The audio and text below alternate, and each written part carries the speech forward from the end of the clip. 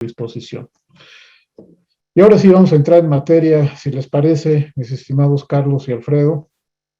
Vamos a lo que nos convocaron el día de hoy, hablar de la transformación en la gestión laboral de nuestro país.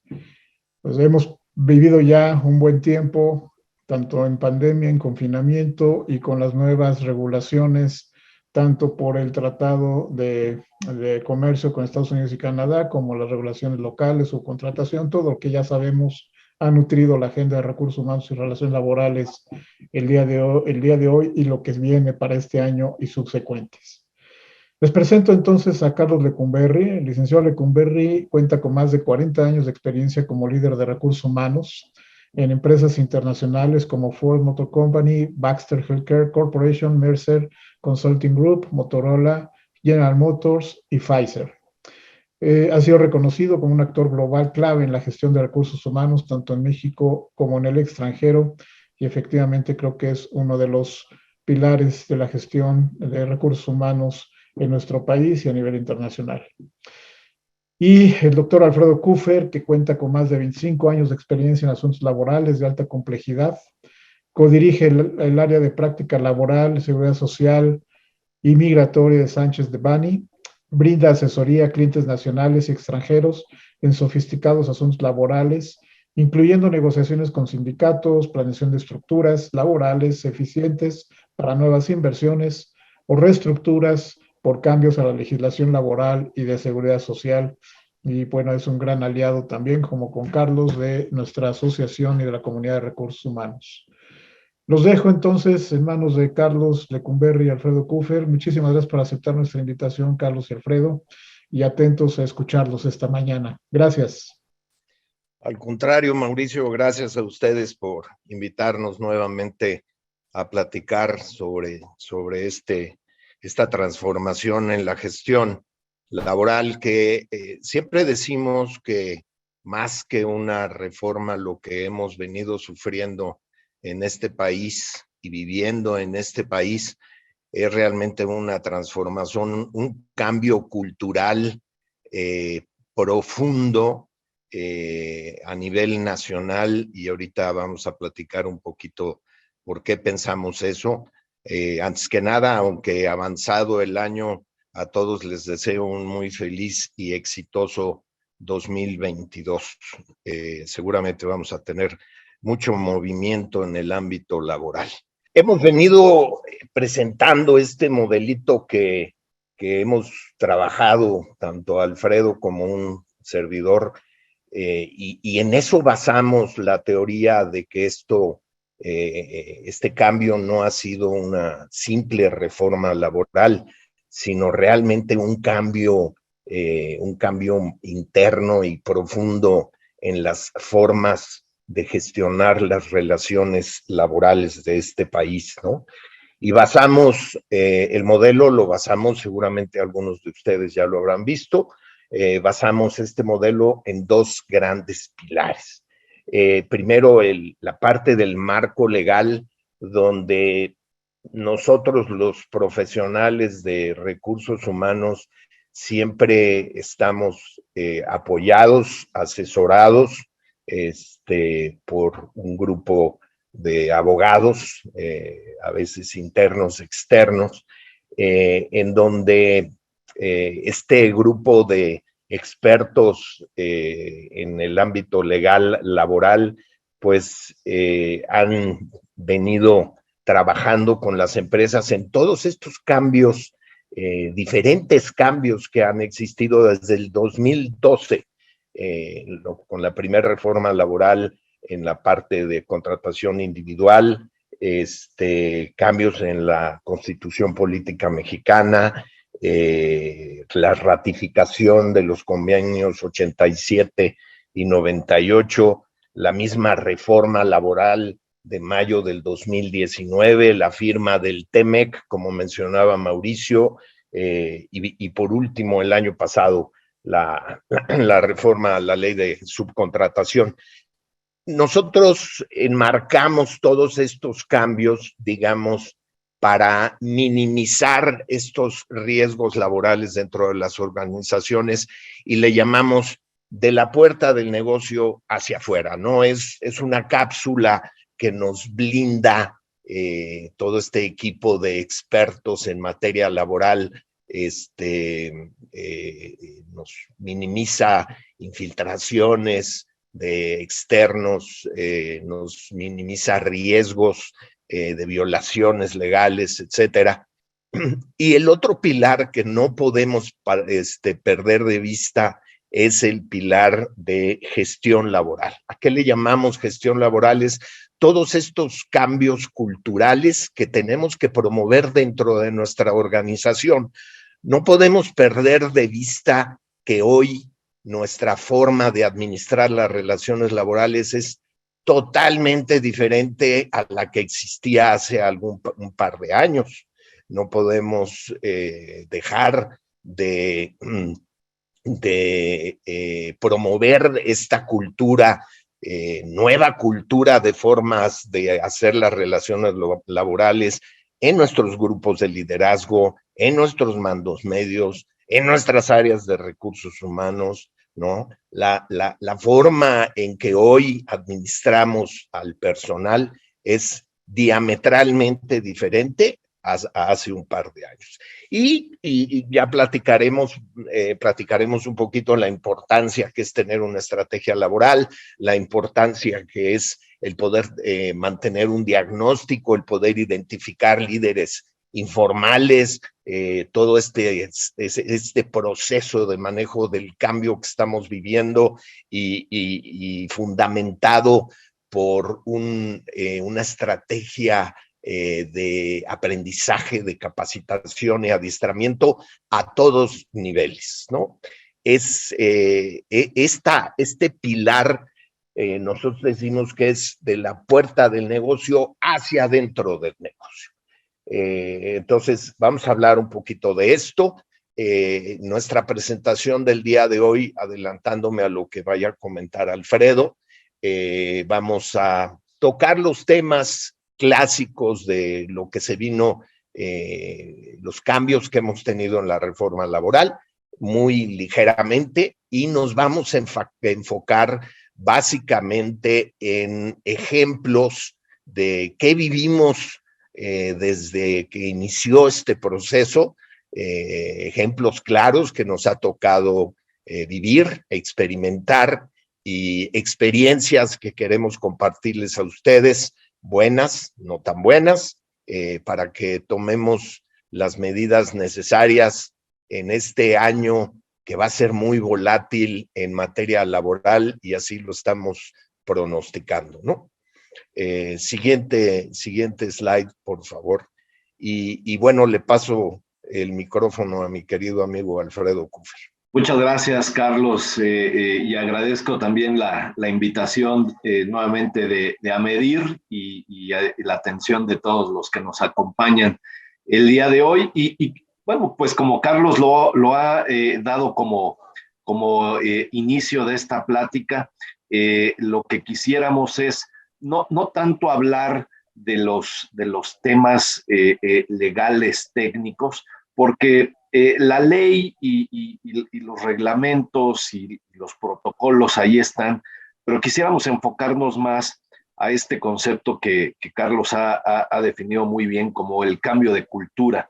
Es un cambio radical que creemos en el manejo de las relaciones laborales, de las relaciones con sindicatos, y esto tiene, lógicamente, un antecedente. Yo también quisiera decir, sobre todo a manera de contexto, que no podríamos pensar que esto es exclusivamente copyright de este gobierno, ni siquiera del anterior. La verdad es que llevamos ya una inercia de muchos años en donde México ha sido fuertemente criticado, sobre todo en el ámbito internacional, por la manera en cómo llevaba a cabo la gestión de sus relaciones laborales. En foros como la Organización Internacional del Trabajo e inclusive otros organismos como la Organización de Estados Americanos, se nos criticaban muchas cosas, se nos decían que no había realmente un marco legal, pero además una intención de tener una política pública que pudiera darle respeto a los derechos de libertad de asociación y de negociación colectiva, pero negociación colectiva efectiva, que ese es otro de los cambios importantes que vamos a tener que ponernos ya en el chip mental.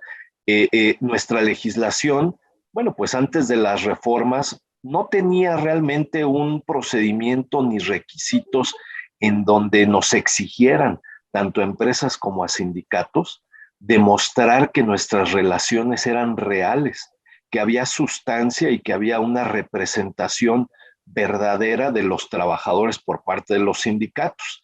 Por eso es que, bueno, pues a lo largo y ancho del país, los contratos colectivos de protección fueron la norma. Fueron la norma porque el marco legal nos permitía firmar un contrato con estas características, porque también las autoridades fueron lo suficientemente laxas para permitirlo e incluso registrar estos contratos colectivos. Y bueno, pues hay que decirlo claramente, también las partes de esa relación, empresa y sindicato, nos acomodamos muy bien a ese sistema en donde teníamos pues una relación documentalmente formal, pero sin sustancia, vacía prácticamente. Claro, no era de gratis, no era porque así lo hubiéramos querido. Teníamos también un marco legal deficiente en donde precisamente por no exigir esa representación, se permitía a través del procedimiento de huelga que sindicatos de mala fe fueran a extorsionar a las empresas diciendo que representaban a los trabajadores de esa empresa cuando en realidad no era así. Pero el procedimiento se los permitía e incluso les permitía la posibilidad de estallar una huelga. Entonces, bueno, pues esta era la medicina contra la enfermedad, los contratos colectivos. Y entonces nos fuimos con esa inercia y por eso es que el día de hoy, si ustedes han visto en las noticias, bueno, pues se habla que en el país probablemente hay más de 500,000 contratos colectivos de protección. Perdón, 500,000 contratos registrados ante las distintas juntas de conciliación y arbitraje. Y de esos 500,000, pues el porcentaje de los que tienen verdadera negociación colectiva es muy, muy bajo. Entonces, todo este marco y todo este contexto lleva a que se plantee en el país el cambio. Es un cambio que era necesario y que era realmente también exigido. Exigido porque también tenemos socios comerciales, y ese es uno de los puntos que tocaremos en materia del TEMEC, nos lo exigieron. No podíamos pensar en tener una región de libre comercio como Estados Unidos y Canadá, en donde nosotros teníamos todo este sistema, todo este aparato, déjenme decirlo con esta palabra que es fuerte, pero de simulación. Y bueno, pues teníamos que movernos hacia la transformación. Y esa transformación se da precisamente a raíz de todos estos cambios legislativos que ahorita mencionó Carlos, y que pues es lo que nos da el marco. El marco nos da la posibilidad de navegar en estas aguas, y creo que esa es la función del asesor legal, el poder decir en dónde están los límites, en dónde están las cosas que antes hacíamos y que el día de hoy o están expresamente prohibidas o nos ponen en un gran riesgo, o simplemente estamos continuando una mala práctica que no nos lleva a esta transformación. Entonces, ese marco legal, como les digo, está ahí, y lo que ahorita quisiéramos plantearles a ustedes es cómo incluso ha evolucionado a que el ámbito internacional de ese marco legal sea aún mayor presión de lo que estamos viendo en la legislación nacional. Y es que en la firma del TEMEC, y cuando estaba ya, pues creíamos que totalmente negociado el TEMEC, de último momento entra una negociación prácticamente en lo oscurito, porque no se involucró, como se hizo a lo largo de toda la negociación del tratado, al sector privado. pero se negocia y se aprueba un protocolo que modifica el tratado para incluir lo que hoy conocemos como el mecanismo laboral de respuesta rápida. Y este mecanismo ha probado ser incluso mucho más efectivo para lograr los objetivos de la transformación que la propia legislación nacional. La reforma a la Ley Federal del Trabajo de 2019, que es una reforma de gran calado, tiene ciertas fechas de cumplimiento. Y esas fechas, bueno, pues nos van dando una cierta gradualidad en las cosas que debemos ir cumpliendo. Sin embargo, el TEMEC se pone prácticamente a la par y rebasa esa reforma y empieza a ser efectivo a través de este mecanismo la exigencia a estos puntos básicos en materia colectiva, en materia de relaciones laborales, que es, nuevamente, el derecho de libertad de asociación y la negociación efectiva colectiva. Estos dos son los temas que se pueden tratar en este mecanismo, que es un arbitraje dentro del tratado, pero un arbitraje exclusivamente para temas laborales y en donde por primera ocasión, esta es una novedad a nivel mundial, el arbitraje dentro de un tratado entre países va a involucrar a partes privadas. Esto no sucede en ningún otro lugar. Nosotros estamos incluso siendo el caso de laboratorio para esto, y entonces las reclamaciones las pueden iniciar partes privadas. Puede ser un grupo de trabajadores, pueden ser sindicatos, puede ser una ONG, y pueden iniciar todo un mecanismo internacional para ir a demandar y a exigir el cumplimiento de estas obligaciones laborales en alguno de los otros países. Es decir, cualquiera de los tres países lo puede iniciar para exigir lo que el protocolo conoce como una denegación de derechos en cualquiera de los otros dos países. Y el propio mecanismo ha establecido algunos de los sectores prioritarios. Dice que no es una lista exhaustiva, por lo que la verdad es que podrían ser cualquier otros, pero si se dan cuenta, estamos hablando de los sectores de mayor impacto económico, productivo y de empleo en el país, ¿no? El sector aeroespacial, automotriz, acero, aluminio, vidrio, plástico, cemento. Y este mecanismo está hecho de una manera muy estricta. Está hecho incluso, otra novedad, otra situación que no conocíamos de esta manera, con una presunción de culpabilidad. Es decir, quien presenta la queja en cualquiera de los tres países, su queja va a incluir esa presunción de que a quien acusa es culpable. Así es el mecanismo. Y entonces, quien recibe esa queja, el país y desde luego la entidad privada en donde se acusa la denegación de derechos, tendrá que ir hacia este mecanismo con las pruebas necesarias para acreditar que no es culpable, porque la presunción está en su contra. Entonces, pues esto se está convirtiendo ahora en una manera muy fuerte, muy efectiva de exigir en los países el respeto a estos derechos. En un recorrido muy rápido por los pasos que tiene este mecanismo, después de presentada la queja ante la dependencia pública de cada país, existe primero un periodo de consultas. Son 45 días en donde los países, junto con las partes involucradas, la parte acusadora, la parte demandada, tratan de llegar a un acuerdo y tratan de buscar un plan de remediación para esa potencial denegación de derechos.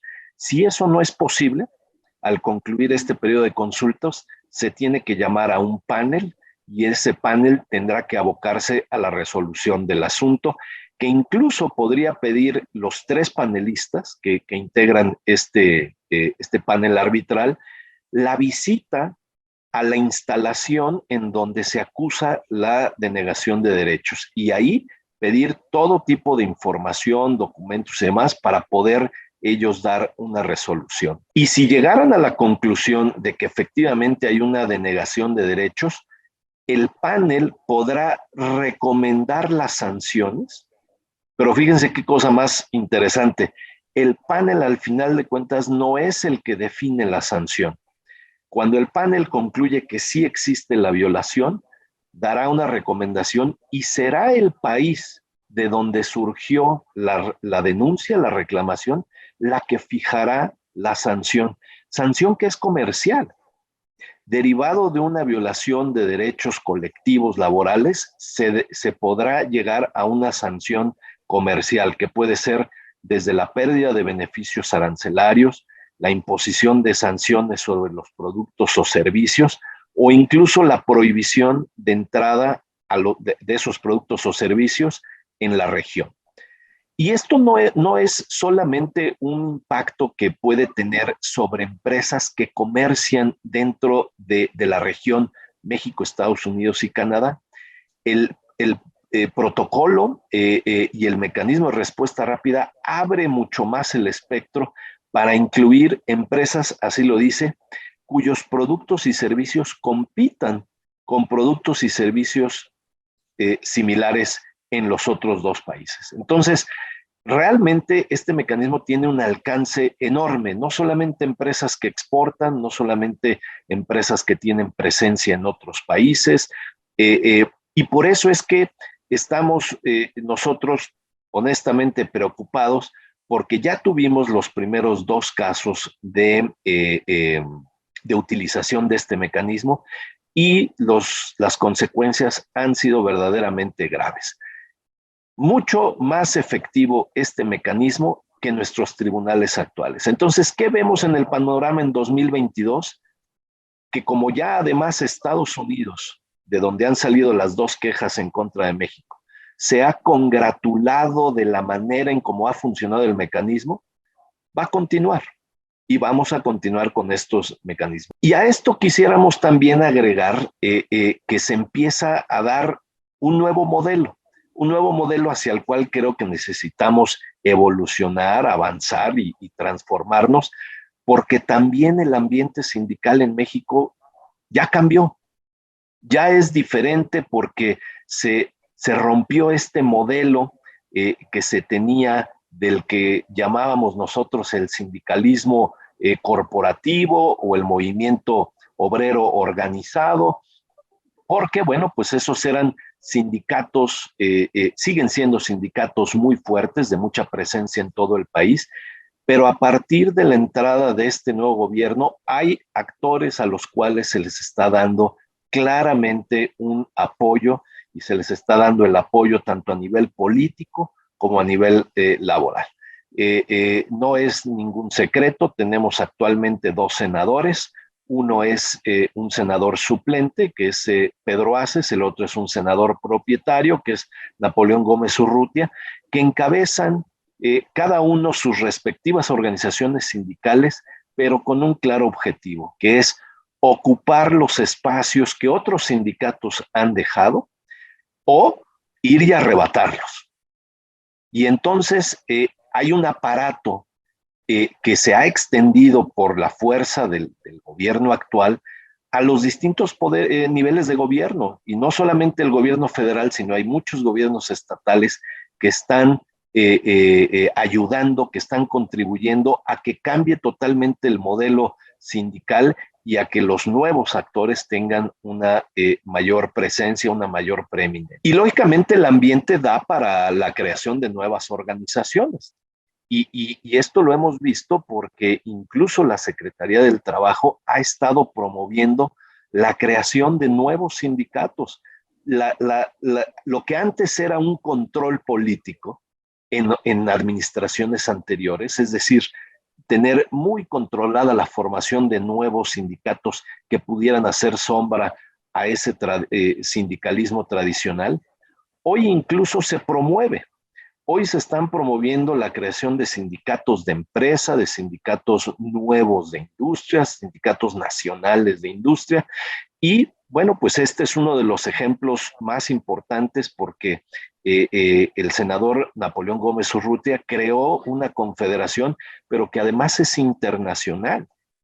Y este también es un cambio de paradigma dentro del sindicalismo en México, en donde siempre han existido relaciones respetuosas y cordiales con organizaciones sindicales extranjeras, pero el día de hoy hay organización, hay estrategia y hay ejecución de esas estrategias con la participación de sindicatos extranjeros. Y eso hay que reconocerlo como parte del nuevo modelo hacia el que tenemos que ir. Y tenemos personajes nuevos.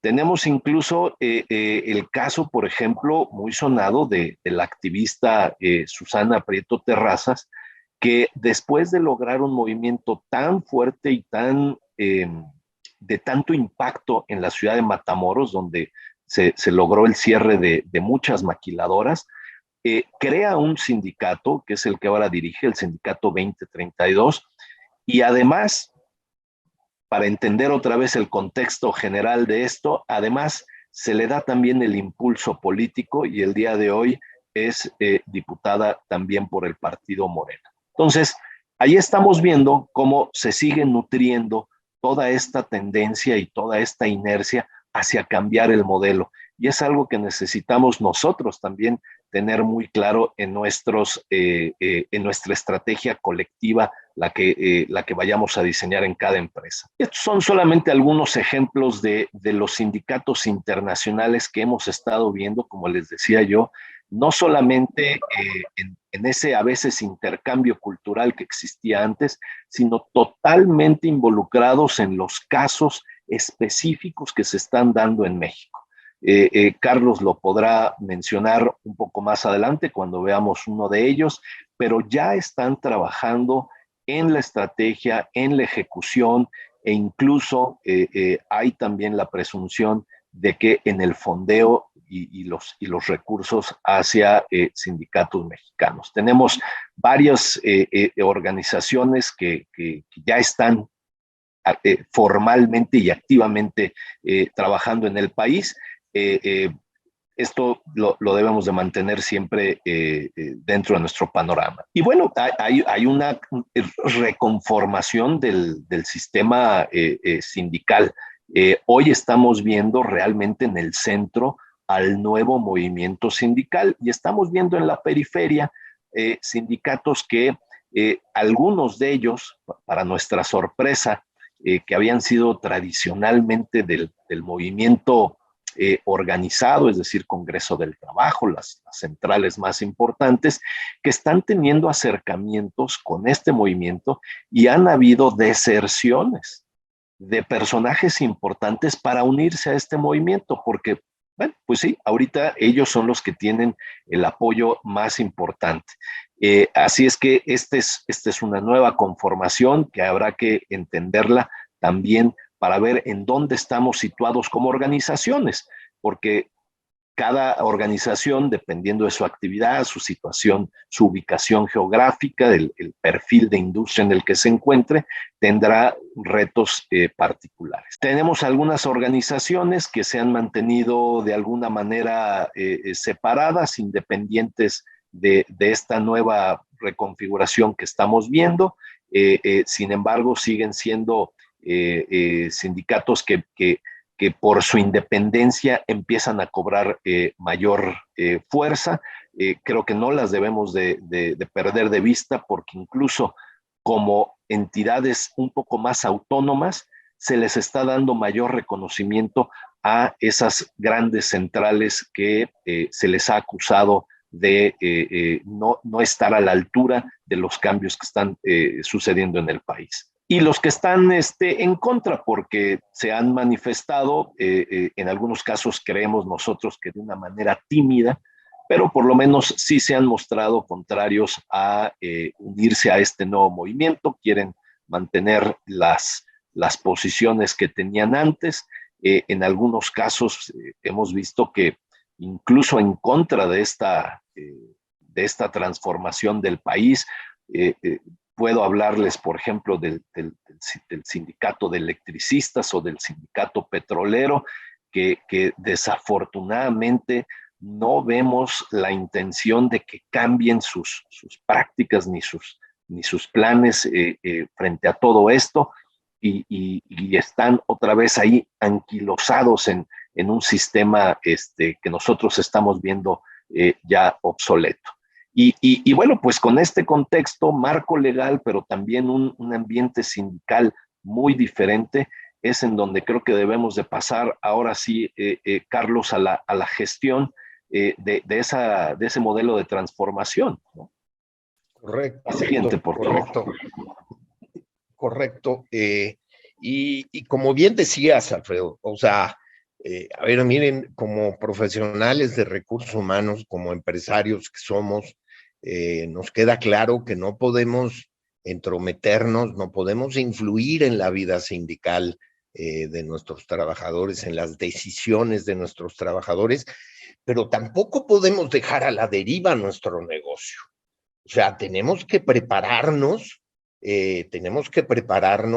para proteger nuestras fuentes de trabajo, para proteger nuestro negocio. Entonces, la forma de protegernos es el transformar esta cultura dentro de nuestra organización. Vamos a platicar un poquito de este modelo.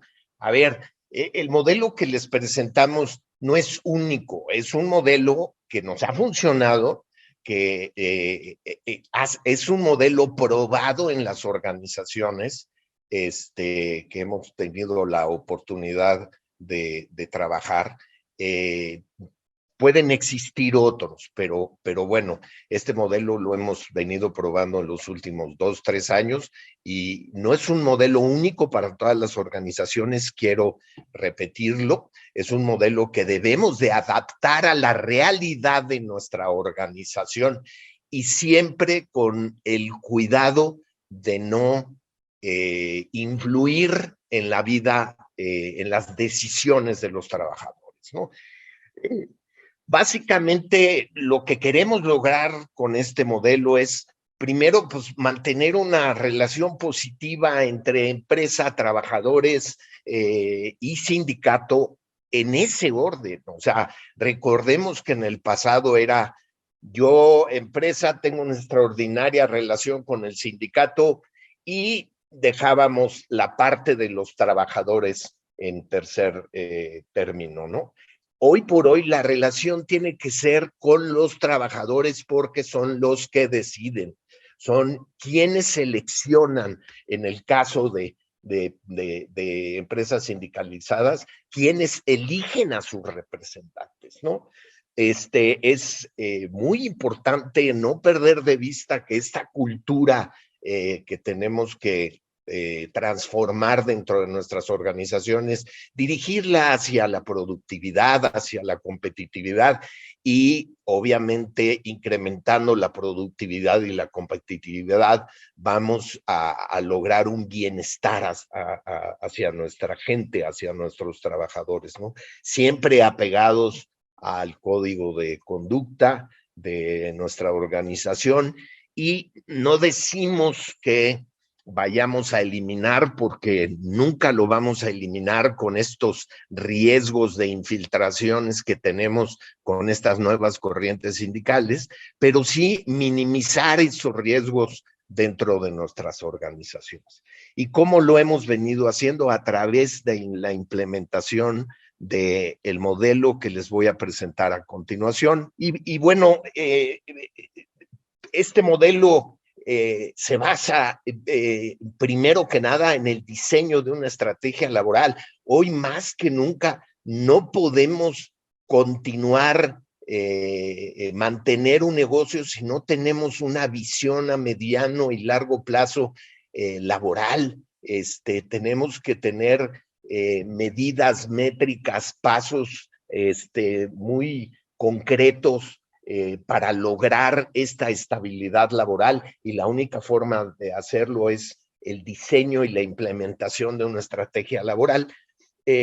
Ahí tenemos 6 pasos diferentes, como les decía, puede existir más o menos de acuerdo a la realidad de cada una de las organizaciones, pero bueno, lo que decimos primero nosotros es, tenemos que tener un diagnóstico que nos diga qué nos duele, qué no nos duele, cuáles son las fortalezas que tenemos, cuáles son las áreas de oportunidad para trabajar en ellas, ¿no? Es de suma importancia a estas organizaciones en donde no existe una figura sindical, que son muchas dentro de nuestro país, de tener identificados a estos líderes informales que funjan como la voz de nuestros trabajadores y sean el termómetro que nos mantenga alertas a aquellas luces rojas que tengamos de nuestras áreas de oportunidad. Tenemos también que implementar una estrategia muy clara de manejo del cambio. ¿Y aquí a qué me refiero del manejo del cambio?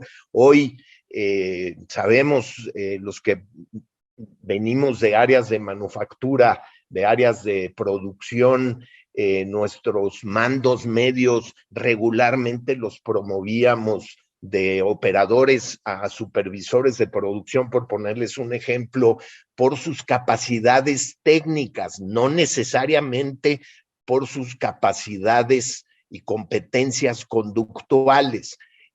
Hoy por hoy, este cambio ya está, o sea, el supervisor de producción, quien es el que maneja realmente las relaciones laborales dentro del piso, hoy por hoy tiene que tener una capacidad y una competencia para saberse comunicar, para poder resolver conflictos, ¿no? Entiendo que es muy importante las competencias técnicas, pero hoy más que nunca el promover las competencias conductuales dentro de nuestros mandos medios es de suma importancia a través de la capacitación, el adiestramiento. O sea, tenemos que capacitar a nuestra gente para enfrentar esta transformación, ¿no?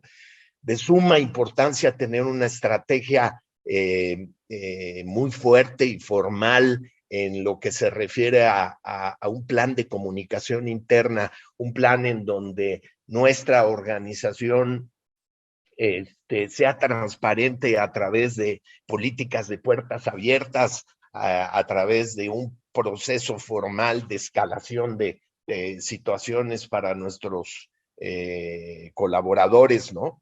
Hemos desarrollado diferentes comisiones dentro de las organizaciones, comisiones de productividad, comisiones para el bienestar común de nuestros asociados, de nuestros colaboradores. Estas comisiones que no solamente estén en papel porque lo dicta así la ley de la Comisión de Capacitación y Adiestramiento y Productividad, sino que realmente funjan como el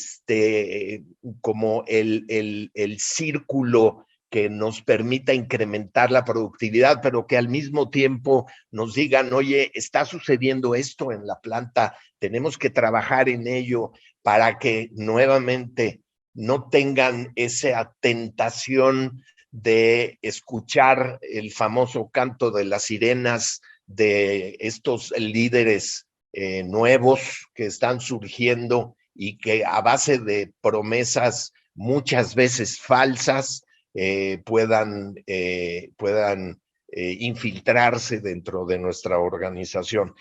Y también, por último, lo que decimos es de suma importancia cuando hablamos de tener una estrategia laboral, tener una estrategia de control de riesgos. ¿A qué me refiero?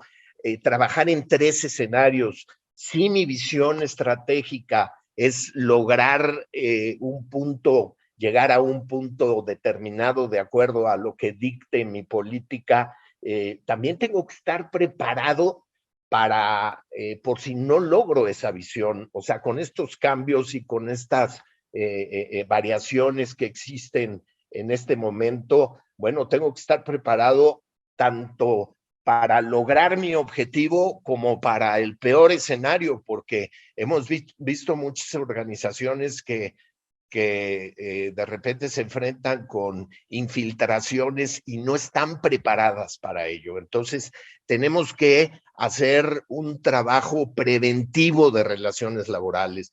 No podemos ya continuar con un trabajo de apagar fuegos dentro de nuestra organización. Entonces, en esto se basa el modelo integral que nosotros planteamos.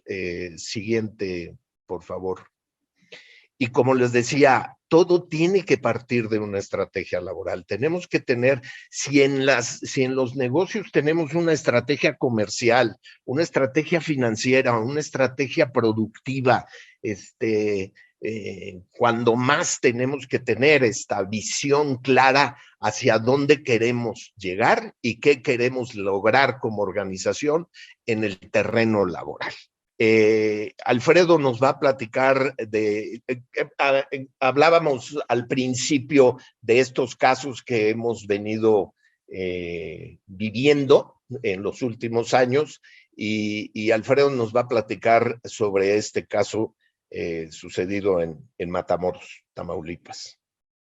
Gracias, Carlos. Y creo que son ejemplos que nos dan apenas una probadita de lo que puede venir, porque son los primeros casos de laboratorio que se están gestando bajo el mecanismo laboral de respuesta rápida, pero que ya empezamos a ver el impacto económico, pero sobre todo incluso yo diría hasta de viabilidad del negocio o de la propia operación en México. Tridonex fue una de las empresas que fue acusada a través del mecanismo laboral de respuesta rápida por violar los principios del derecho de asociación y de negociación colectiva efectiva. Es una empresa que tiene su corporativo en Estados Unidos, tiene una operación en Matamoros, fue una de las plantas que estuvo involucrada en ese paro masivo que encabezó Susana Prieto Terrazas en esa ciudad y que además dio el surgimiento de este nuevo sindicato 2032.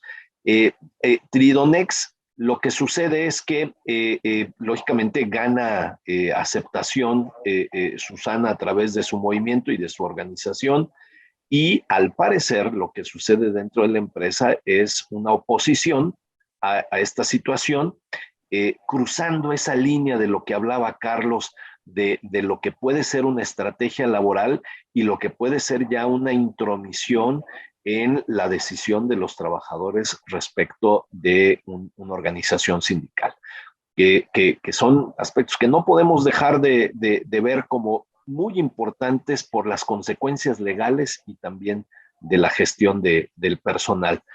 Y bueno, pues con esta plan o estrategia que tuvo la empresa de tratar de contener ese nuevo movimiento, hubieron muchos despidos. Que ha sido también, pues, una manera que tradicionalmente se han utilizado para tratar de contener los movimientos de infiltración dentro de las empresas.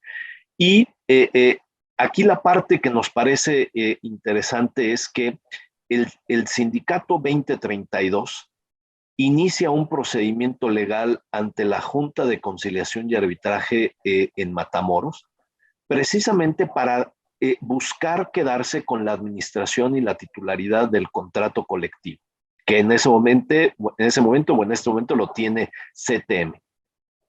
Y la Junta de Conciliación y Arbitraje no le da trámite o tarda mucho en darle trámite. Y esto es exactamente lo que demanda entonces esta queja bajo el mecanismo. El gobierno de Estados Unidos, bueno, pues lógicamente allá inicia la queja porque en esta estrategia ya que se tiene entre sindicatos mexicanos y extranjeros, apoya esto el sindicato más importante en Estados Unidos y Canadá, que es el AFL-CIO, y con el mecanismo lo que empieza es este proceso de consultas en donde antes de llegar al panel arbitral alcanzan un acuerdo. Y el acuerdo lo alcanzan directamente entre la representación comercial de Estados Unidos y la empresa. Aquí el gobierno mexicano no se involucró, aunque con eso dio por terminada la queja. Y parte de los compromisos y del acuerdo que acepta la empresa es pagar la indemnización y salarios caídos de todo ese personal que se estuvo despidiendo durante algún tiempo, lo cual representó más de $600,000, y el celebrar o el permitir que se celebren votaciones para poder elegir al representante sindical de esa planta en absoluta neutralidad. Y otros aspectos adicionales que tiene ese acuerdo de remediación. Pero aquí lo que nos parece también importante recalcar es que, si bien podríamos decir que hubo algunas acciones de Tridonex que generaron el ambiente para que se gestara esta queja, la principal reclamación que tuvo el mecanismo de respuesta rápida fue la inacción de la Junta de Conciliación y Arbitraje. Entonces, pueden darse el caso de que las propias quejas ni siquiera sean por una situación directamente de las empresas, sino incluso por otros factores. Entonces, otra vez, el mecanismo empieza a ser un supervisor de estos aspectos colectivos muy estricto, muy rápido, porque así está además también pensado para que se resuelvan las cosas muy rápido, y si no alcanzamos acuerdos de este tipo, incluso las sanciones comerciales que se podrían derivar en el panel podrían ser mayores. Miren, yo fui director de recursos humanos de General Motors cerca de 10 años. Y les puedo decir lo que sucedió antes y lo que sucedió ahora el año pasado. La planta de Silao tenía un sindicato hace 15 años, un sindicato de CTM. Sin embargo, el líder sindical que actualmente dirige uno de los sindicatos que demandaron la titularidad al día de hoy. Es un líder sindical que pertenecía a CTM. Alfredo habla de estas deserciones a otros sindicatos y a otros partidos políticos. Esta persona, en el pasado, conjuntamente con el líder sindical de Volkswagen, del sindicato independiente, con el líder sindical anterior de Ford Motor Company, también desertor de CTM, y querían lograr el establecimiento de un contrato ley. Ustedes saben que los contratos ley pues no han funcionado en este país. Cada empresa tiene diferentes necesidades y realidades.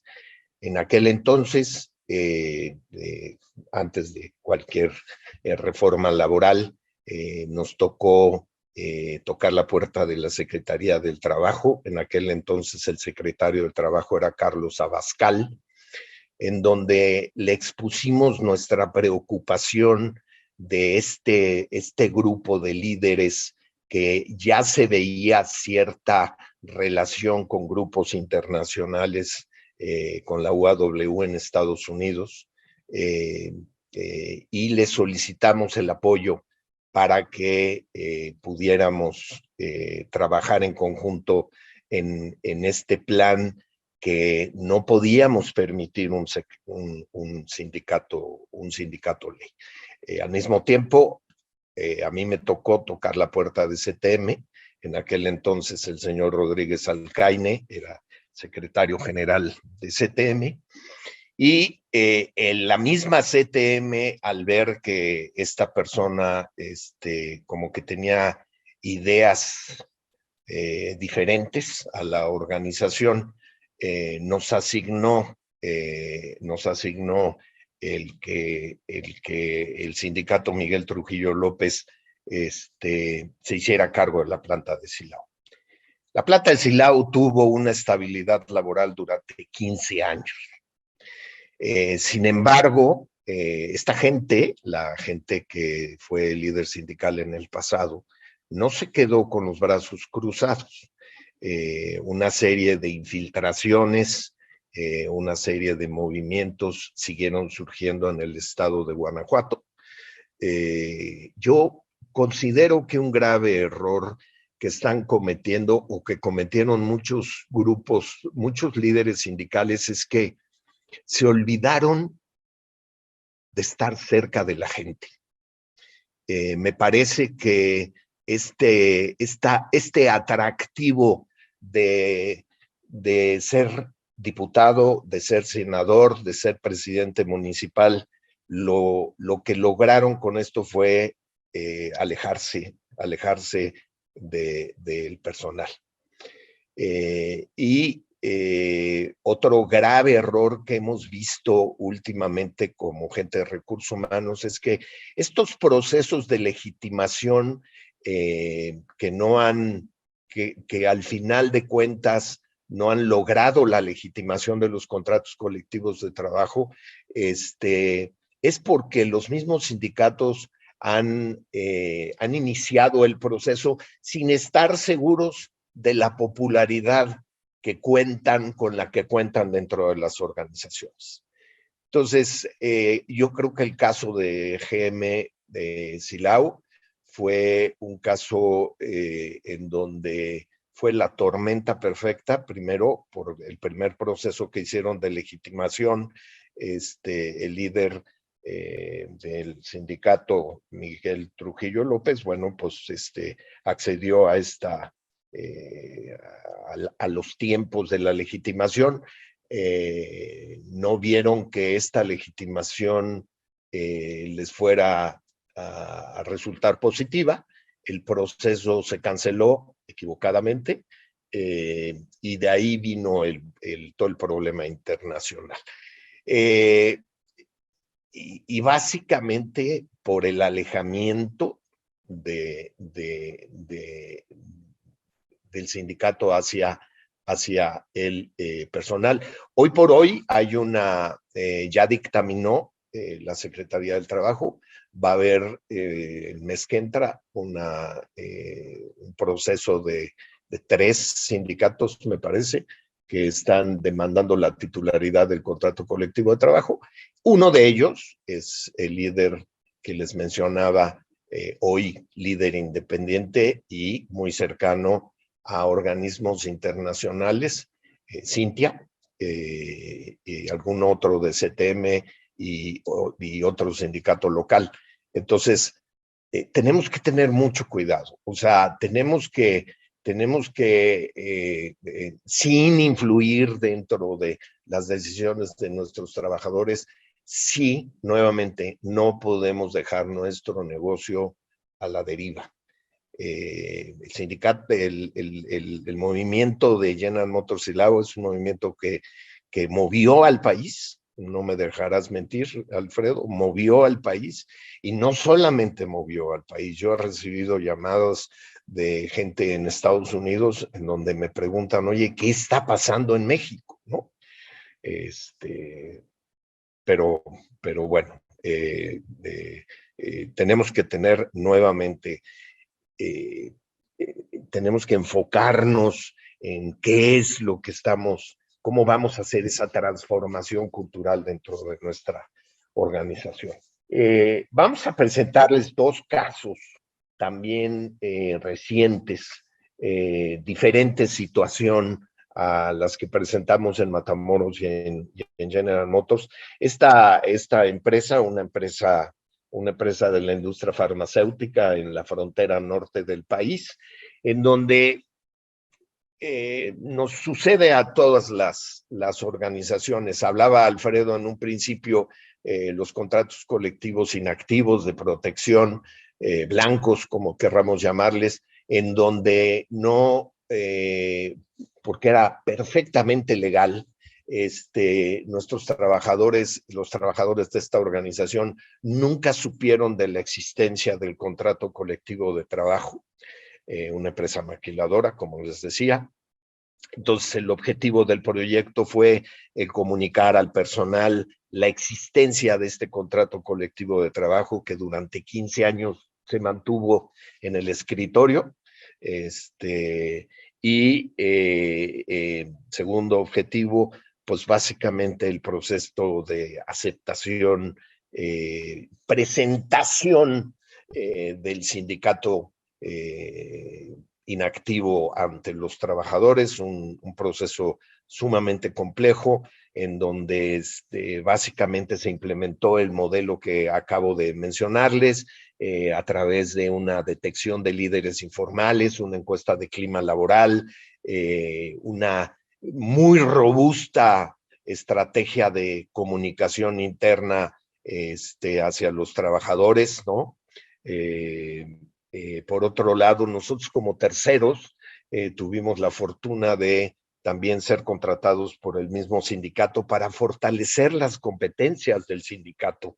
A ver, yo hablaba hace unos momentos de los mandos medios, pero sabemos perfectamente que los líderes sindicales son elegidos en la mayoría de los casos por ser los más populares, ¿no? Por ser los más amigos, no necesariamente por sus competencias conductuales. En muchas ocasiones no es gente preparada para ocupar un cargo de representación sindical. Entonces, ahí es una debilidad muy fuerte que existe por parte de algunos líderes sindicales, ¿no? Otro tema que también se implementó en esta organización fue el fortalecer las competencias de los líderes informales una vez que fueron identificados. Y nuevamente, el trabajar con este proceso de cambio dentro de la organización fue de suma importancia, ¿no? Otra caso que estuvimos trabajando conjuntamente con Alfredo Kufer y un servidor, con nuestro equipo, fue el año pasado en una organización en el centro de la República, en donde curiosamente, bueno, la estrategia laboral de esta organización, porque así lo dicta el corporativo, es trato directo. Esta organización cree firmemente en no tener un tercero para negociar, sino ser una empresa a nivel mundial no sindicalizada. A través de una encuesta se les preguntó claramente al personal cuál era su intención, si era el tener o no tener un sindicato. Los colaboradores,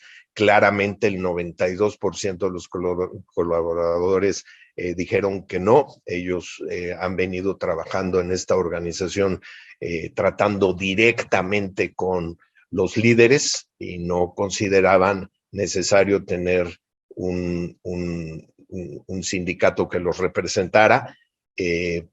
Entonces, nuevamente trabajamos en toda la estructura legal, en toda la estructura del marco legal, así como toda la estrategia laboral, en donde nuevamente se desarrolló una estrategia de capacitación para todos los niveles,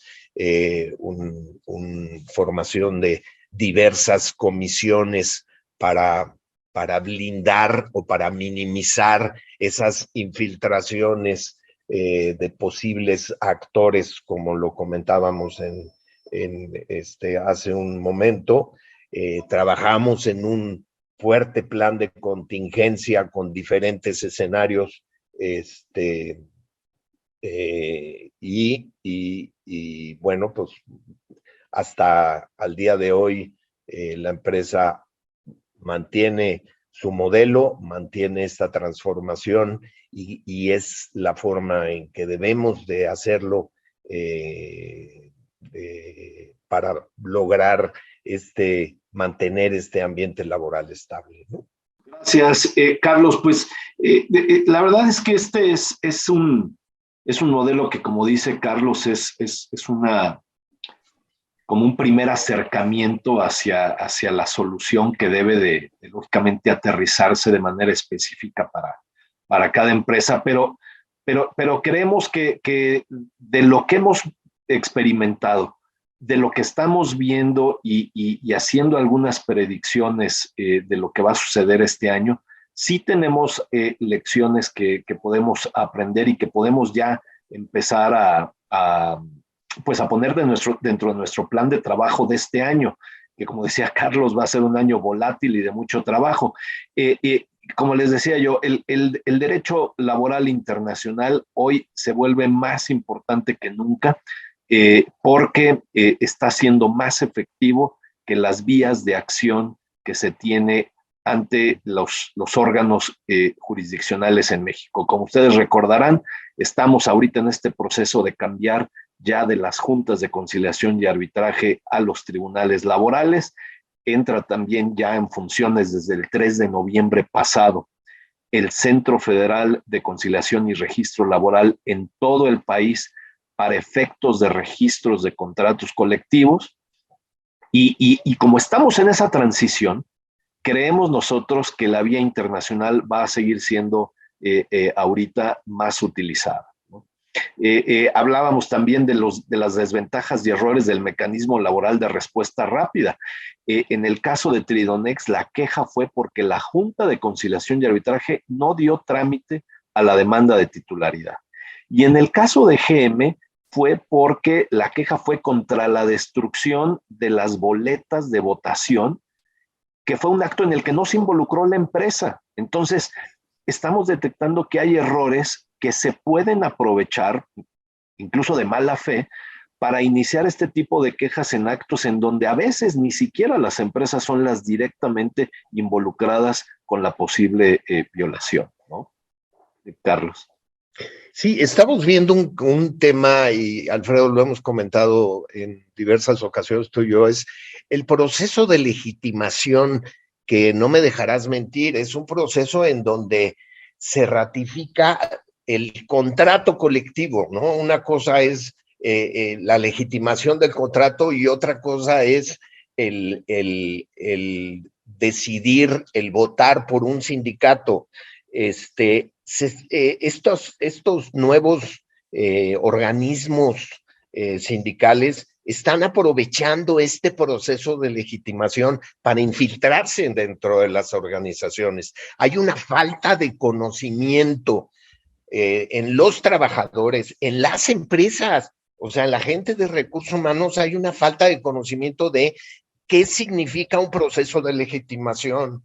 Entonces, tenemos que capacitar a nuestro personal en lo que dice la ley, qué es un proceso de legitimación y qué es una demanda de titularidad. Son dos cosas totalmente diferentes, ¿no? Y sobre todo en los procesos de legitimación que va a ser la constante durante este año. Ustedes lo recordarán, tenemos al 1 de mayo de 2023 para hacer legitimaciones de contratos colectivos o si no se cancela. Entonces, lo que nosotros también hemos estado viendo, como dice Carlos, ante esta falta de preparación, es que necesitamos un plan para esto, ¿no? Si va a ser una legitimación, hay que tener un plan para esto. Pero fíjense, incluso si decimos, voy a dejar que mi contrato colectivo mejor me lo cancele la autoridad solamente por el paso del tiempo, yo le he preguntado a varias empresas, ok, ¿y el sindicato está de acuerdo? No, pues es que no le he preguntado. Ah, bueno, pues entonces tenemos un ingrediente que no hemos puesto dentro de un plan para saber si vamos a poder transitar tranquilamente hasta el final o nos va a salir alguna sorpresa, ¿no? Entonces, el mensaje es prepararnos, ¿no?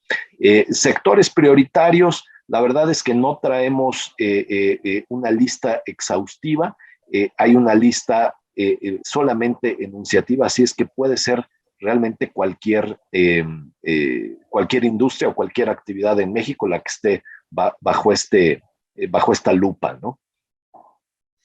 Y un tema también muy importante, Alfredo, lo hemos comentado también, es los contratos colectivos inactivos o de protección están en la mira de estas nuevas organizaciones, ¿no? Porque desgraciadamente la mayoría de los contratos colectivos de protección, estos sindicatos no tienen la estructura, no tienen la organización, no tienen la presencia dentro de los trabajadores, ¿no? Ante los trabajadores, perdón. Entonces, son un blanco muy fácil para estas nuevas organizaciones sindicales, ¿no? Totalmente. Y yo insisto en que también no perdamos de vista el contexto global o internacional. Y hay muchos ejemplos ahorita, si ustedes siguen las noticias en Estados Unidos, también el movimiento sindical en Estados Unidos está siendo fuerte. Pero si ahorita, por ejemplo, tenemos un proceso de certificación, por ejemplo, de Amazon en Estados Unidos, cuando decimos nosotros que los contratos colectivos de protección podrían ser el siguiente objetivo, ese es uno de los casos como más claros de hacia dónde puede ir la estrategia conjunta de sindicatos mexicanos y extranjeros, ¿no? Si allá se está pidiendo una certificación y en México tenemos, aquí lo ignoro porque nosotros no asesoramos la empresa, pero si hay contratos de protección, es una vía, vamos, muy directa para poder ejercer mayor presión ya en una actividad concertada internacional, ¿no? Hablábamos de democratización de sindicatos y de preparación de los propios sindicatos. Pues sí, solamente que aquí, como decía Carlos, vamos a tener conclusiones en donde a la mejor, el sindicato con el que tenemos actualmente el contrato colectivo no es el compañero o el socio que quisiéramos tener hacia el futuro, ¿no? Entonces, sí, esta democratización se va a hacer, pero el costo puede ser muy alto si no tenemos una preparación previa, ¿no?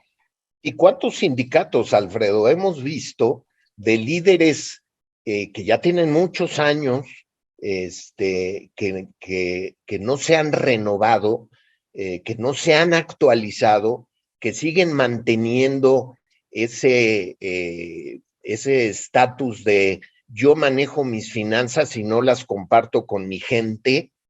Hoy es un riesgo altísimo dentro de muchas organizaciones en donde el personal sindicalizado dice, oye, yo estoy pagando una cuota sindical para que tú seas transparente conmigo de qué haces con esos dineros. Y ahí es donde inician los conflictos, ¿no? Entendemos, no nos podemos infiltrar, no nos podemos involucrar en ese tipo de situaciones como empresarios, pero a fin de cuentas nos van a pegar y va a repercutir en nuestra productividad y en nuestra estabilidad laboral, ¿no? E identificarlo, ¿no? Cuando hayan esas áreas de oportunidad tan grande en el sindicato, para que también estemos preparados para reaccionar. Hemos visto casos de liderazgo en organizaciones sindicales por la vía del terror, ¿no? O esa mano dura, inflexible, en donde la amenaza es, yo soy el dueño de tu empleo. Eso tienen que entenderlo los líderes sindicales, que no puede seguir así. Y si quisieran mantener ese liderazgo, como decía Carlos, es un efecto que va a repercutir en nosotros. Entonces hay que también identificarlo y meterlo dentro de este modelo en donde, ya lo decíamos, sí creemos importante que se involucren todas las áreas y los niveles de dirección y de toma de decisiones de la empresa, porque es un tema de negocio, o sea, no es un tema únicamente en donde el efecto se quede nada más en las relaciones laborales. Estamos viendo que el impacto puede ser en el negocio en su conjunto. Otro punto importante también es el involucramiento de todas las áreas dentro de la organización, Alfredo, no me dejarás mentir. En el pasado, ¿no? Aquellos que tuvimos la fortuna de trabajar hace muchos años en manufactura, relaciones laborales era parte de recursos humanos, ¿no? Y no se involucraba finanzas, no se involucraba el área comercial. Hoy por hoy todos tenemos que conocer qué es lo que está sucediendo con esa transformación cultural.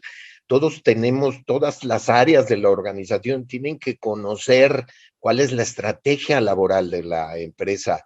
Tenemos nuevamente, no me cansaré en decirlo, tenemos que capacitar a nuestros mandos medios, tenemos que capacitar a nuestras áreas de recursos humanos, ¿no? La figura de relaciones laborales, del representante de relaciones laborales, del coordinador de relaciones laborales, del jefe de relaciones laborales, como querramos llamarlo, se mantuvo estática durante muchos años, ¿no? Porque mantuvimos, perdón la expresión, una calma chicha durante muchos años. Entonces, invertimos en otras áreas de gestión de talento y el área laboral la mantuvimos estática. Entonces, hoy por hoy tenemos que tener profesionales de relaciones laborales, gente que conozca qué es lo que está sucediendo, gente que se involucre en el piso, gente que se involucre con la gente, gente que conozca el negocio y que tome decisiones sobre el negocio, ¿no? Eso es el nuevo modelo de las relaciones laborales en las organizaciones, ¿no? Y también otro tema que mencionamos aquí es, tenemos que tener un plan de crisis. Si existe un plan de contingencia en todas las organizaciones en caso de que suceda algo negativo, en caso de que tengamos una interrupción en el proceso de manufactura, tenemos que tener un plan de contingencia también en el ámbito laboral. ¿Qué sucede si no logro la visión por diferentes situaciones, fluctuaciones del mercado? ¿Qué pasa si tengo una infiltración de un tercero? ¿Cómo debo de actuar? ¿Cómo deben de actuar mis líderes? Yo como negocio, ¿cómo puedo reaccionar? ¿Cómo debo reaccionar? Entonces, hoy por hoy tenemos, me parece que la gran oportunidad como profesionales de los recursos humanos de liderar este tipo de transformaciones y creo que es una oportunidad única y que ya no tenemos mucho tiempo, ¿no? Tenemos el tiempo encima, Alfredo, no me dejarás mentir. Sí, correcto, Carlos. Creemos que por eso la importancia de poder hacer esta plática a principio de año, porque son procesos, y me estoy tal vez adelantando a una de las preguntas que se están formulando, pero es muy difícil el poder establecer un tiempo para la ejecución de una estrategia de este tipo, porque depende de muchos factores. Pero algo que sí les podemos decir, no es una estrategia de 15 días o de un mes para implementarlo. Entonces, creemos que el arranque de este año puede ser un muy buen momento para calendarizarlo y tenerlo como objetivo de este año. Llegamos al final de la presentación, mi querido Mauricio. Perfecto, mi estimado Carlos, y muchas gracias, Alfredo, también. Y bueno, vamos a plantear algunas de las preguntas que nos está haciendo llegar la audiencia. Tenemos algunos minutos y podemos darle cauce a un par de ellas seguramente. Mientras tanto, como les comentaba al principio, pues ya tenemos 2 nuevos canales de comunicación en AMEDIR, TikTok y WhatsApp. Los invito a que nos sigan en cada uno de estos canales. Vamos a ir construyendo poco a poco contenidos de gran relevancia y actualidad. Y seguramente por ahí en TikTok podrán ver cápsulas que Carlos Lecumberri y Alfredo Kuffer nos harán favor de ir grabando para compartirlas con ustedes sobre este y cualquier otro tema de relevancia. Bien, vamos a empezar con las preguntas. Mira, en orden de aparición, Carla Morales dice, en el caso de la maquiladora, la comunicación, sesiones, focus group, ¿fueron llevados por recursos humanos o por el sindicato? Tengo entendido que la empresa no deberá involucrarse y dejar todo en manos del sindicato. ¿Es correcto? Es correcto. Realmente el proceso fue llevado por el sindicato, nuevamente, porque era la presentación del sindicato hacia los trabajadores. Sin embargo, una sección sí fue llevada por la empresa, porque el cuestionamiento de la gente decía, oye, tu empresa, ¿por qué me ocultaste 15 años la existencia de un contrato colectivo de trabajo? Y bueno, aquí la respuesta de la empresa es, yo no te oculté nada, al contrario, yo actué perfectmente dentro del marco de la legalidad, porque así se administraban las relaciones laborales en el pasado, pero era una clarificación por parte de la empresa. Perfecto, gracias, Carlos. Blania Correal les pregunta, además de considerar muy buena plática, ¿qué impacto y afectación en la preparación laboral de las empresas consideran que va a tener el incremento de salario mínimo? Y gracias por la pregunta, Blania. Sí, creo que se une desafortunadamente este factor a varios más que van a estar generando presión en las empresas.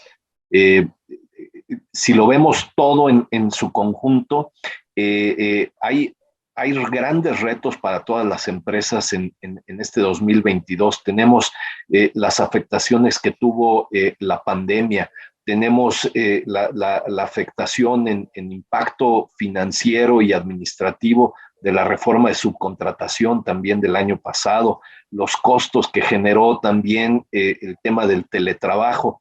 Y estamos viendo una muy incipiente recuperación en el país. Y además cerramos el año anterior nada más con un 22% de aumento al salario mínimo, que lógicamente el 22% no creemos nosotros que vaya a ser el número que estemos viendo hacia revisiones de contrato colectivo o hacia incrementos salariales. Pero sí estamos viendo que la presión que va a poner también el tema de inflación va a ser muy grande. Se cerró arriba del 7% y lo que es realmente el aumento al salario mínimo fue aproximadamente del 9%. Entonces, con algún grado de razonabilidad van a venir, creo yo, solicitudes y peticiones de incrementos muy fuertes, al menos diferentes a los que estábamos acostumbrados, y eso va a tener un impacto. ¿Cómo lo podemos ir preparando? Pues sí, necesitamos un tema de una comunicación efectiva y muy abierta con los líderes sindicales, pero especialmente con los trabajadores. Recordar que ya estamos en la etapa en donde las revisiones integrales de contrato colectivo van a poderse llevar a cabo solamente si la votación de todos los trabajadores apoya la negociación que logren empresa y sindicato. Entonces, esto para las empresas que este año tienen revisiones integrales es nuevamente un tema a prepararlo muy bien y a trabajarlo en ese tema de comunicación. Gracias, Alfredo. Fermín Salcido, si la estrategia es promover no tener sindicato, ¿qué tanto riesgo consideran que represente esto? Bueno, yo siempre he dicho, en mi propia experiencia, tuve la oportunidad de trabajar durante algunos años en una empresa donde llegamos a ser 10,000 trabajadores y no existía el sindicato. No existía un contrato colectivo inactivo de protección, porque era política del corporativo a nivel mundial esto. ¿Es viable? de tener una organización libre de sindicato es viable, depende de depende de lo que, primero depende de lo que elija el personal, que es muy importante, de cómo se maneje las relaciones laborales en la organización. Yo siempre digo que trabajamos mucho más intensamente en una empresa no sindicalizada que en una empresa sindicalizada. Es perfectamente viable. Al día de hoy, el trabajador es quien elige tener un representante sindical o no tenerlo, dependiendo de los canales de comunicación que se tengan en la organización, dependiendo de ese ambiente laboral que exista en la organización, pero es perfectamente viable. Perfecto, Charlie. Fernando Pérez Martínez, siguiendo el orden de aparición de preguntas, cuando menciona la aceptación de la mayoría de los trabajadores al sindicato, ¿sería el 50% más uno? ¿Eso sería suficiente para pretender un solo sindicato en la organización? Alfredo, ¿quieres? Si quieres tú, Carlos, y ahorita yo complemento con la parte legal. Bueno, sí, debe de existir por lo menos el 30% para poder decir, oye, aquí estoy yo como grupo sindical. Sin embargo, pues en las votaciones, pues sí debe de ser un 50 más 1, ¿no, Alfredo? Sí, lo que pasa es que aquí necesitamos distinguir dos procesos diferentes que por los porcentajes nos ha llevado a veces a la confusión. El día de hoy, bajo las nuevas reglas, los sindicatos que quieran celebrar un contrato colectivo con una empresa, primero tienen que ir al procedimiento donde deben de obtener la constancia de representatividad, en la cual le deben de demostrar al Centro Federal de Conciliación y Registro Laboral que representan al menos al 30% de los trabajadores de esa empresa. Si logran acreditar al menos ese 30%, entonces ya reciben su constancia y podrán entonces ya acercarse a la empresa para pedir la celebración de un contrato colectivo. Esa constancia de representatividad es la que les va a dar la posibilidad, no sin ella, de emplazar a huelga por la firma de un contrato colectivo. Y entonces sí, para definir si los trabajadores aceptan a este sindicato como su representante y la celebración de un contrato colectivo, se celebrará una votación en donde ahí sí deben de ser los trabajadores el 50% más uno los que elijan tener el contrato colectivo. Y algo similar sucede en la legitimación. La legitimación igual es el poder expresar los trabajadores a través del voto secreto que quieren su contrato colectivo, que están de acuerdo con él y tiene que ser 50% más uno de los que cubre el contrato colectivo. Nos da tiempo de una última pregunta. Janet Inclán, saludos. ¿Cómo logras que el sindicato acepte que líderes informales se capaciten, tengan competencias para lograr los objetivos de la empresa? Yo pienso que a través de la comunicación, a través del acercamiento, el sindicato es quien debe elegir, reconocer sus áreas de oportunidad dentro de sus integrantes. Obviamente la empresa no debe de influir en esta capacitación, pero creo que con la comunicación que se tenga con el líder, poder decirle, poder expresarle mi punto de vista, es lo que me ha sucedido a mí. Afortunadamente me ha tocado en mi vida profesional trabajar con líderes que a través de nuevamente la negociación y la comunicación hemos tenido un acercamiento con ellos para darnos, para mostrar nuestras fortalezas y nuestras áreas de oportunidad. Y yo creo que es a base del trato, a base de la comunicación y a base del acercamiento, ¿no? Dependiendo de cada organización. Si a mí me permites, Carlos, solamente para completar, porque este es también otro de los cambios que necesitamos nosotros mismos programarnos. Hay muchas cosas que nosotros quisiéramos hacer que caen dentro del área de decisión del sindicato, ¿no? Como decíamos, el proceso de legitimación lo inicia el sindicato. La elección de líderes al final del día es decisión del sindicato. La organización de las votaciones y demás también son responsabilidad del sindicato.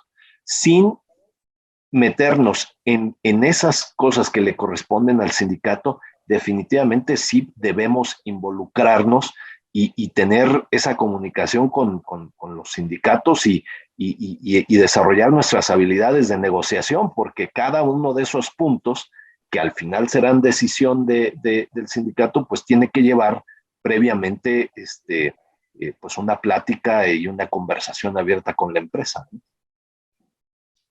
Muchísimas gracias, Alfredo, Carlos, Alfredo. Valió la pena extendernos un par de minutos porque, bueno, los temas son, como ya comentábamos al principio de este webinar, la agenda de recursos humanos y por un tiempo más seguramente como temas prioritarios. Agradecemos muchísimo a todos los que se han integrado hoy al webinar y por la cantidad de preguntas, comentarios y respuestas. Creo, Carlos y Alfredo, que tendremos que hacer una segunda parte para atender estos temas que los colegas nos están planteando e ir puntualmente sobre de ellos. Si no tienen inconveniente, que son unos 45 minutos más, e invitamos a quienes hoy se han unido e integrado a esta llamada, dependiendo también de la disponibilidad que ustedes tengan en la agenda. Vamos a tratar de coordinarlo así. Y felicidades, ha sido un webinar muy productivo. Están viendo en pantalla la encuesta para que nos den su retroalimentación sobre lo que acabamos de escuchar e interactuar con Carlos y con Alfredo. Les invito a seguirnos en todas nuestras redes, las nuevas, WhatsApp y TikTok. Ya estuvieron ahí los códigos QR para que la bajen. Y nos veremos muy pronto, seguramente nuevamente con Carlos y con Alfredo, para seguir hablando de estos y otros temas de interés, relevancia y actualización en el mundo de los recursos humanos. Un abrazo, Carlos y Alfredo, de verdad, muy agradecidos con su colaboración. Que tengan muy buen día a todos. Muchas gracias a todos. Gracias, Mauricio. Muy buen día a todos.